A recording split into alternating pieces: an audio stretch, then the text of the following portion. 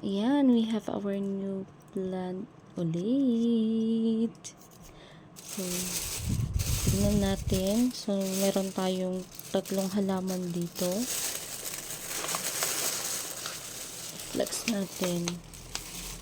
Tanggalin natin yung mga tag.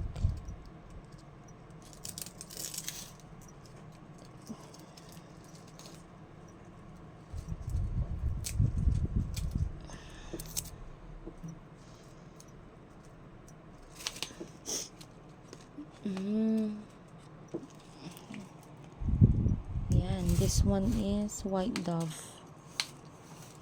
White dove. Ang cute niya, hindi masyado kita yung kagandahan niya. Pero maganda siya. This is white dove. Next.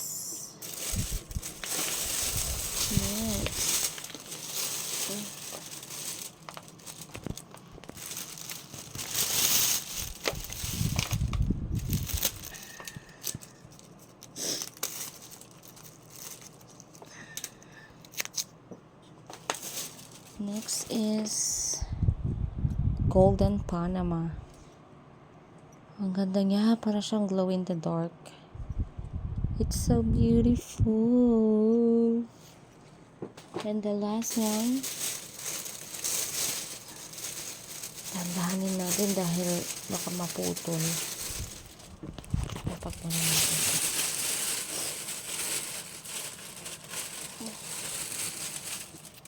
Yay, it's so cute. Ang ganda niya. Wait lang. Yeah. Hindi masyado kita yung ganda niya. Pero ang ganda niya in personal. Para siyang silver na may glitters. And this is begonia. Mas maganda to kapag lush at madahon. So, I will propagate this soon kapag naka-adjust na ng konti sa ating area. Yay! So, this is our new plants. So, we have Golden Panama na para siyang glow in the dark. Next, White Dove. Ang ating White Dove. Ang kanyang leaves ay going 3. And next one is, I don't know what is the name of this. But this is begonia. Ayan, maganda siya. So, small sizes po sila, but then the price is also cheap. So, budget meal. Okay, that's all. Thank you.